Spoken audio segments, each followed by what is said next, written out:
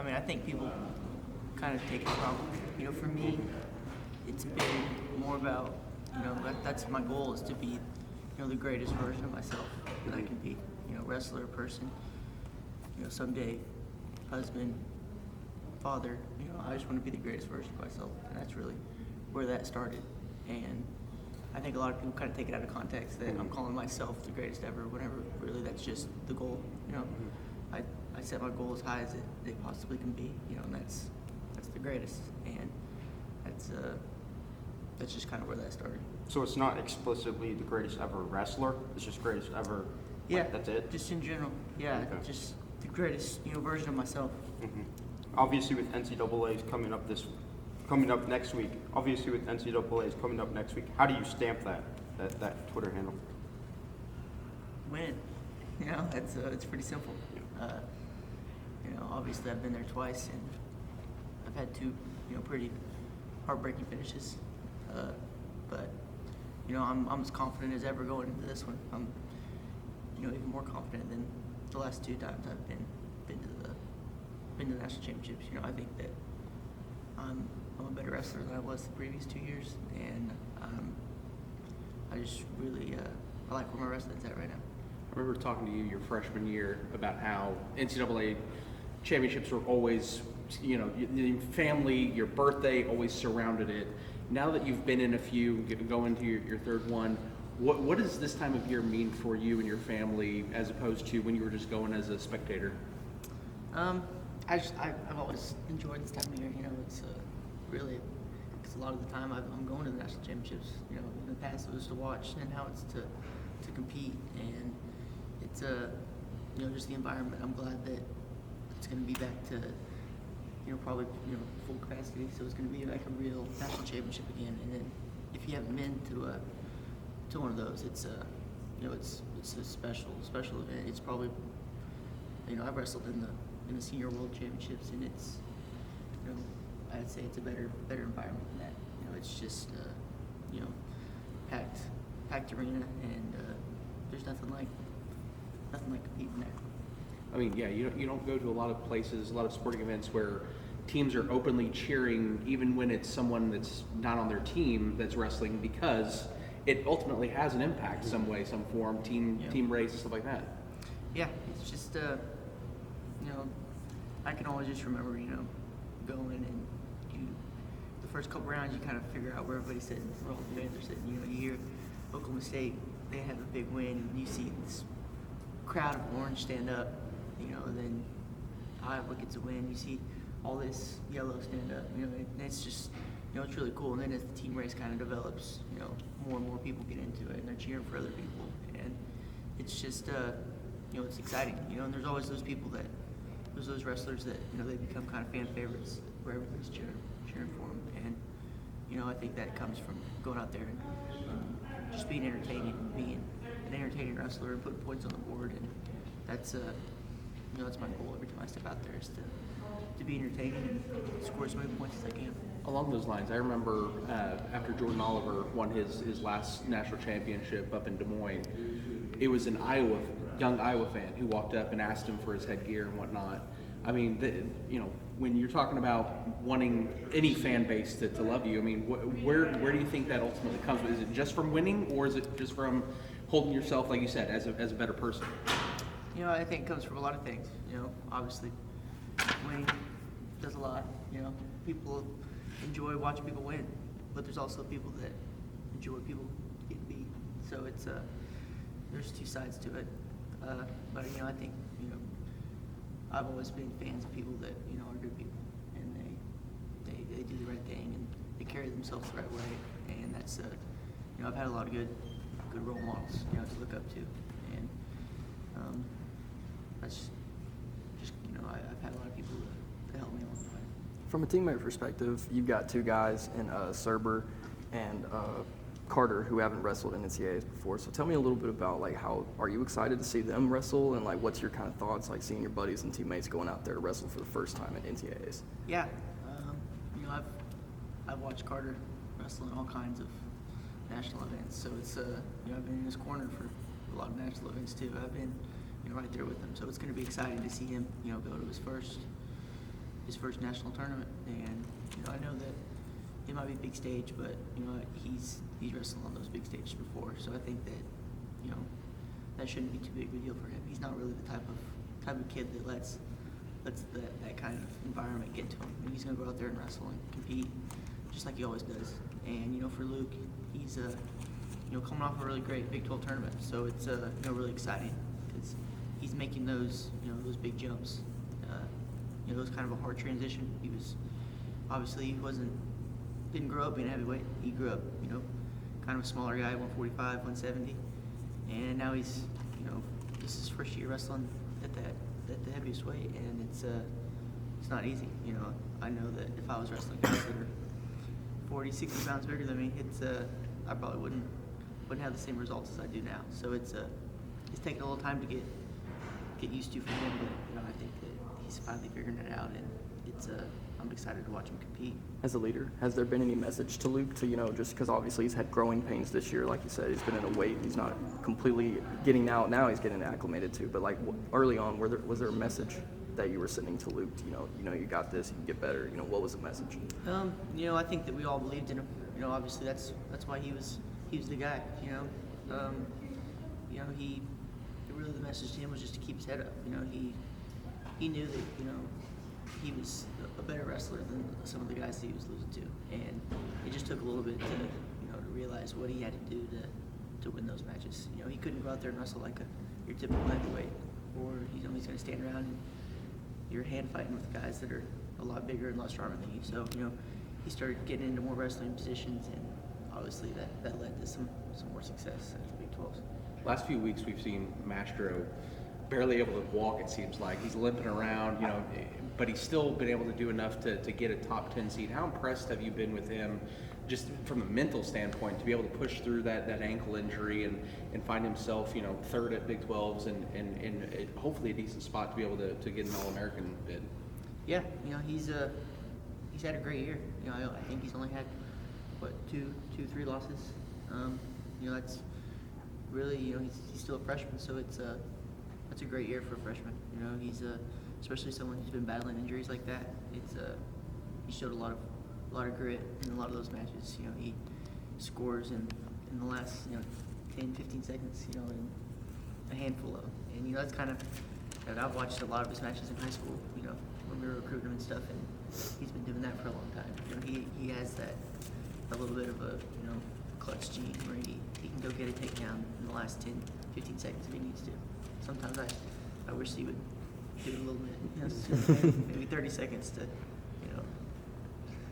just get it over with instead of waiting until the last second. But I'm just glad that he gets those takedowns when he needs them. So are you saying when you get your first gray hair, it's likely going to be from Mastro? Could be, especially if I'm around here long enough.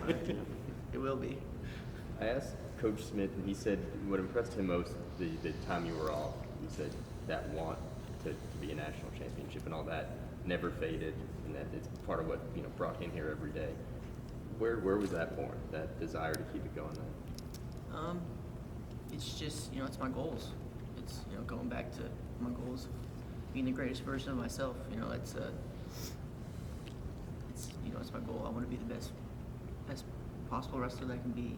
I think that growing up, going to the national tournament, watching year after year these people win national titles, and it's just always been a goal of mine.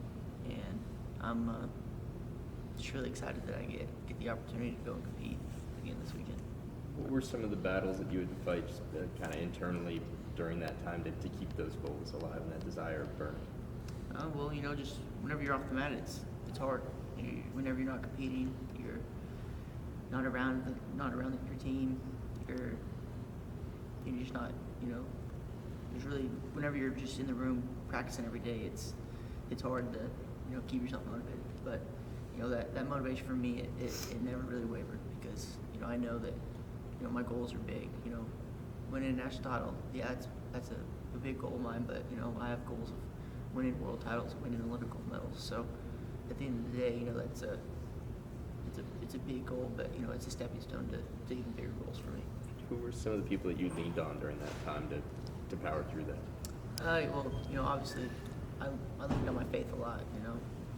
God, he played a huge factor in me. I know that everything happens for a reason, and even you look back on my past experiences at NCAAs. I don't think that I would be the wrestler I am, the person I am, without if I would have came out on top in those two matches. Maybe I win those 2 matches, I get a little bit complacent and I don't work as hard, and I'm not the best version of myself that I am today. So I leaned on my faith. I obviously leaned on my family, my girlfriend. They were all there for me, and I couldn't thank them enough for that. A lot of people are going to be hyping up the potential rematch between you and Roman Bravo Young, but Coach Smith kind of talked about how important it is for you to take it a match at a time. How do you stay in that mindset whenever you have been so close and the guy that beat you the last time is on the other side of the bracket? Yeah, obviously I'm looking forward to that matchup. I want that match back for sure. So it's something that I'm looking forward to. But Coach Smith's right. If I don't win the first 4 matches, then I'm not in the finals. So you absolutely have to take it 1 match at a time, and you just do that. I don't overlook anybody. Every time I step out on the mat, for my entire life, my dad's told me, don't take anything for granted, and so that's something that I do. Every time it doesn't matter who's standing across from me, I'm going to go out there with the same mindset, and you win that match, you take care of business, and then you move on to the next one. Daton, obviously something you've talked about a lot, like a ton this year, is extending scores and never being settled, just trying to get the bonus point. In some of those NCAA matches, how do you manage those margins in close, tight matches that either make you a winner or a loser? Because there's got to be maybe some sense of strategy too, right? Yeah. Obviously, finishing the periods on top, that's it's something big. That's a huge. When you start looking on, if you're in a close match and you end the period 2-0 rather than 2-1, that's huge. Or you get 2 takedowns the first period and it's 4-1 rather than 4-2. Just simple things like that. Just really knowing where you are in the match, knowing when you should ride, knowing when you should work for another takedown. That's what we've been doing all year. We use our experiences throughout the regular season for those moments in the postseason. You don't get flustered. You're in a tight match, and you know exactly what you need to do. And obviously, this is your first full season in 2 years with kind of really only not even a half season last year. How do you feel like your gas tank's improved, and also how have you improved mentally? I think that my conditioning it's as good as it's ever been. I really haven't. I don't think I've been in a match really outside of the very beginning of the year where I really even felt that tired out there. So I think my conditioning's great, and mentally, I'm in the best place that I could be right now. You and G are obviously, you guys go back a little bit, and Feller obviously had a really good season this year. So have you guys kind of talked a little bit and talking a little bit about making a run? They obviously, Coach Smith says take it 1 match at a time, but are you guys looking forward at all to how cool would it be to grow up together and you win NCAAs together 1 year? How would that kind of talk about that a little bit? Yeah, that's that's a conversation we've had growing up. Whenever we committed here, we had dreams of winning national titles together, and we had an opportunity our freshman year when we both made it to the national tournament, and neither of us got it done then. So this is like a second chance for both of us, and we're I'm really excited. I'm excited for him. He's been through so much just to get back to this point where it's for him it's why not just go win it. He's been through so much that why not just leave everything out there and go do it. You have nothing to lose, and because he knows that he could be in a lot different place than here at wrestling. So I'm just I'm proud of him for what he's done this season, and I'm looking forward to watching him compete. He hasn't come out straight up and said that this is his last year, but he's insinuated, last bedlam, stuff like that. I mean, because the potential of this possibly being his last tournament, do you maybe try to catch a few more matches if possible of his? Yeah. I mean, I'll always watch Caden wrestle. He's always he's excited. He's excited to watch. And yeah, if this is his last tournament, then you know it's gonna be a little bittersweet for me, just because you know I really do enjoy watching him compete, and you know I've watched him for so long, and you know I'm gonna miss watching him if it is his last tournament. You know maybe I can say a couple things to him after the season and see if I can change his mind. But it'll be I know that it might be a long shot. Daton, obviously you've been in some of the most pressure-packed situations, but you've also remained very, you know, you're very level-headed and very calm. How do you stay calm in these situations? Well, you know, it's just a wrestling match. You know, and I'm doing what I love to do. So, you know, why would I, you know, put all this pressure on myself and make it really more than it is? You know, we're out there wrestling, and you know, it's my choice to go out there and wrestle. So, you know, it's what I'm good at. It's what I've trained my whole life to do, and so you know, I've been in pretty much every wrestling position, every wrestling situation that you can possibly think of. So, you know, there's really no scenario where I should get flustered out there and you know, let it overwhelm me. So it's I think a lot of that has to do with, you know, just the way I was brought up. You know, my dad, you know, I can't thank him enough for, you know, the way he just raised me as a wrestler. You know, it's really not letting anything get to you. You know, you win with, you know, humility, and you lose with it. You know, it's you just, you know, I really just learned how to control my emotions at a young age, and it's kind of stuck with me for the rest of my career. Do you ever still find yourself nervous? You know, sometimes, you know, I don't really, I try not to put more pressure on myself than I need to. So it's, you know, I know that, you know, I've been on the, you know, the national stage for my whole career, really. You know, it's, I've been in the national finals twice, so, you know, I know what it feels like. So it's, no reason to get too nervous now. You know, I've been here a couple times, so it's, more excitement now than nerves. You know, I'm just excited to get out to Detroit, get back out on the mat, and you know, really achieve my dream of winning a national title. What does this week look like for you? Is there anything different about it?